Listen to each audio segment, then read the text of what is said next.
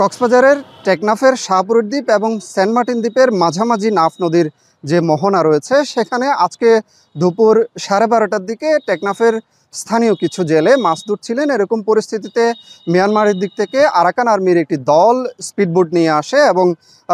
আশপাশে যারা জেলে ছিলেন 5টি ট্রলারের তাদেরকে অস্ত্রের মুখে জিম্মি করে মিয়ানমারের দিকে নিয়ে যায় বলে স্থানীয় জেলেরা আমাদেরকে অভিযোগ করে জানিয়েছেন। এ বিষয়ে আমরা টেকনাফ উপজেলা নির্বাহী কর্মকর্তা শেখ এহসান উদ্দিনের সাথে আমরা কথা বলেছি। তিনি যেটি জানিয়েছেন যে জেলেদের ধরে নিয়ে যাওয়ার বিষয়টি তিনি জানতে পেরেছেন এবং এখন পর্যন্ত 2টি ট্রলারের 11 জন মাঝি মাল্লাকে ধরে নিয়ে যাওয়ার বিস্তারিত তথ্য উপাত্ত তারা পেয়েছেন। এর মধ্যে মোহাম্মদ কালাম নামে একজনের মালিকানাধীন ট্রলারে 5 জন মাঝি মাল্লা ছিল এবং আরেকজন মোহাম্মদ শাওন নামে একজনের ট্রলারে 6 জন জেলে ছিলেন বলে তিনি জানতে পেরেছেন এবং বাকি 3 ট্রলারে কত সংখ্যক জেলে ছিল এবং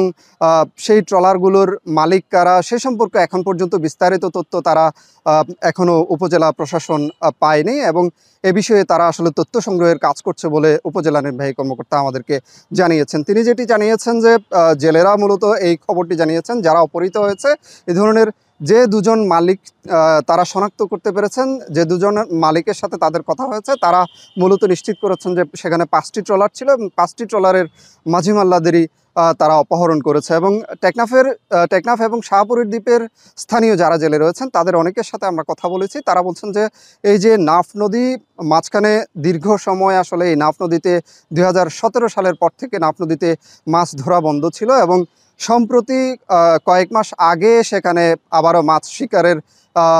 সুযোগ উন্মুক্ত করে দেওয়া হয় প্রশাসন থেকে এবং এর প্রেক্ষিতে জেলেরা আবারও মাছ ধরতে সাগরে নামা শুরু করেন এবং এই পরিস্থিতিতে বারবারই আসলে জেলেরা বারবার অপহৃত হচ্ছেন। মিয়ানমারের নৌবাহিনী কিংবা সেখানে যে আরাকান আর্মির দখলে রয়েছে যেসব এলাকা সেই সব এলাকা থেকে আরাকান আর্মির লোকজনও কিন্তু ইতিমধ্যে বেশ কয়েক দফে বহু সংখ্যক জেলেকে তারা অপহরণ করে নিয়ে গেছে এবং তাদের অনেককেও ফেরত দেওয়া হচ্ছে। সর্বশেষ গত 29শে মার্চ মোট 6 জন জেলেকে মিয়ানমারের পক্ষ থেকে ফেরত দেওয়া হয়েছে। মূলত বান্দরবনের ঘুন্দুমের যে ট্রানজিট জেটিঘাট সেই জেটিঘাট দিয়ে তাদেরকে আরাকান আর্মি ফেরত দেয় এবং এর প্রেক্ষিতে বারবার আসলে এই যে অপহরণের ঘটনা কিংবা ধরে নিয়ে যাওয়ার ঘটনা ঘটছে এর প্রেক্ষিতে স্থানীয় জেলেদের মাঝে উদ্বেগ, উৎকণ্ঠা, আতঙ্ক আসলে বিরাজ করছে এবং তারা বলছেন যে নাফ নদীতে মাছ ধরাই আসলে তাদের কঠিন হয়ে দাঁড়িয়েছে। তবে স্থানীয় প্রশাসনের যেটি ধারণা এখানে যারা জেলে মূলত নাফ নদীতে মাছ ধরে জীবিকা নির্বাহ করেন তারা মাছ ধরার সময় অনেক সময় মিয়ানমারের যে জলসীমা সেখানে অভ্যন্তরে অনেক সময় অসতর্কতাবশত বা ভুলবশত ঢুকে পড়েন। এই সময় মিয়ানমারের যে আরাকান আর্মি তারা ধরে নিয়ে যায়। এই ধরনের ঘটনাই মূলত ঘটে এবং এর প্রেক্ষিতে বিজিবি, কোস্টগার্ড এবং স্থানীয় প্রশাসনের তৎপরতায় আসলে বহু সংখ্যক জেলেকে এই ধরনের ধরে নিয়ে যাওয়া বহু সংখ্যক জেলেকে তারা ফিরিয়ে আনতে সক্ষম হয়েছেন। এবারও কিন্তু তারা সেই চেষ্টায় করছেন বলে উপজেলা নির্বাহী কর্মকর্তা আমাদেরকে জানিয়েছেন। তিনি জানিয়েছেন যে ইতিমধ্যে বিষয়টি কোস্টগার্ড এবং বিজিবিকে জানানো হয়েছে এবং এর প্রেক্ষিতে এই সংস্থাগুলো আসলে আরাকান আর্মির সাথে যোগাযোগের চেষ্টা কিংবা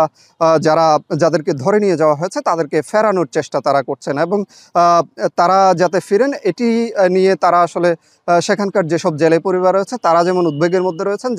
যাদের ধরে নিয়ে যাওয়া হয়েছে তাদের পরিবারও আসলে প্রচণ্ড রকমের উদ্বেগের মধ্যে রয়েছে বলে আমাদের জানিয়েছেন। এই ছিল কক্সবাজার থেকে আমার কাছে সবশেষ